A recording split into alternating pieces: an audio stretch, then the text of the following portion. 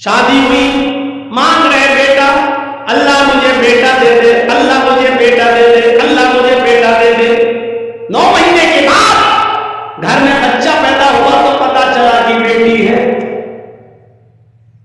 پیشانی پہ شکن پڑ گئی، پسینہ آ گیا، اللہ میں نے تو بیٹا مانگا تھا، تو نے بیٹی دے دی۔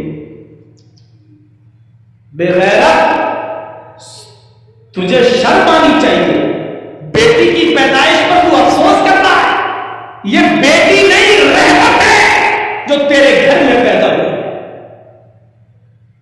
ہو سکتا ہے اللہ نے تجھے اس لیے بیٹا نہ دیا ہو کیونکہ اللہ بہتر جانتا تھا کہ یہ بیٹا اگر مانگ رہا ہے، اگر میں بیٹا دوں گا تو بیٹا بڑا ہو کر زمین و جائیداد کے چکر میں اپنے باپ کا مرڈر کر دے گا، اپنے باپ کا ہی خون کر دے گا، اپنے باپ کو ستائے گا۔ ہو سکتا ہے اس لیے بیٹا نہ دیا ہو۔ یہی آدمی بیچارہ جس کو بیٹا نہیں دیا روتا رہا، پریشان رہا، زندگی بھر کہتا رہا اللہ میں نے بیٹا مانگا، تو نے بیٹی دے دی۔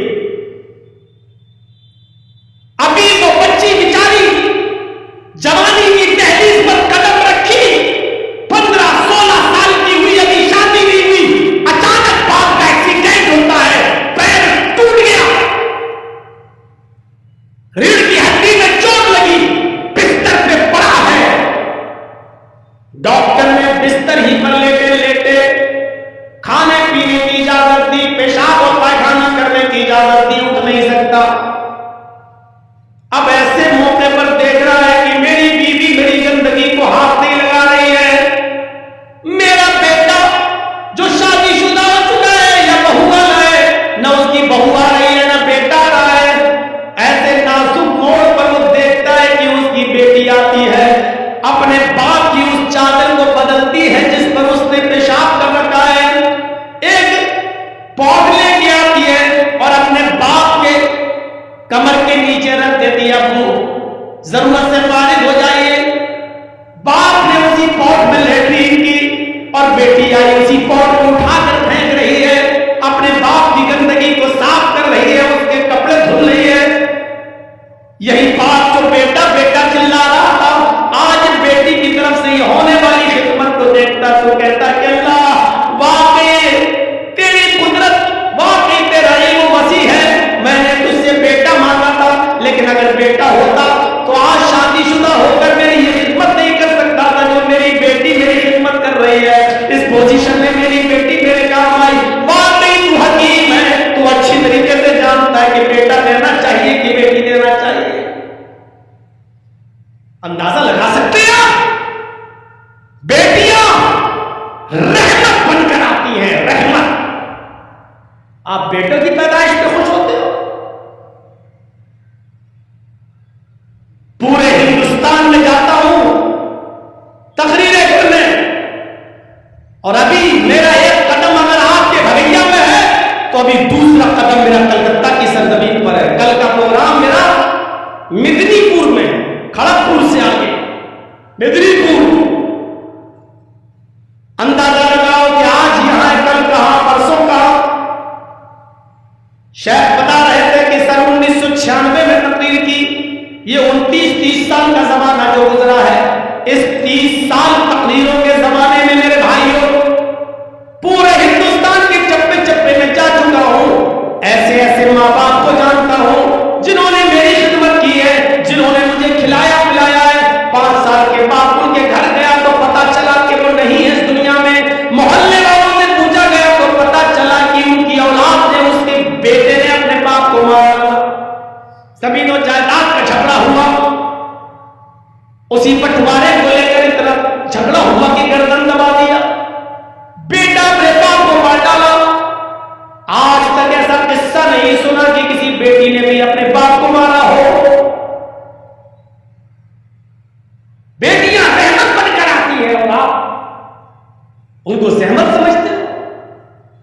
پریشانی کیا ہے؟ اوہو، لڑکی ہوئی، اب کم سے کم 10-12-15 لاکھ روپے کا جہیز وہیز اکٹھا کرو، باراتیوں کا انتظام کرو۔ پرابلم یہ ہے،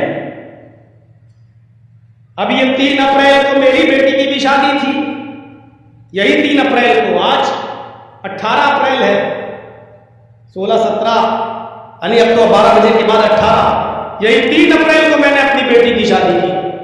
جائیے پوچھئے اٹاوا والوں سے اور جائیے منظر دیکھیے، نہ براتیوں کا پتہ تھا، نہ چوروں کا پتہ تھا، نہ ڈکیتوں کا پتہ تھا، نہ ہلدی والے آئے، نہ سگائی ہوئی، نہ منگنی لگی، نہ پکی کرائی ہوئی، نہ دہیج جہیز دیا گیا، کچھ نہیں۔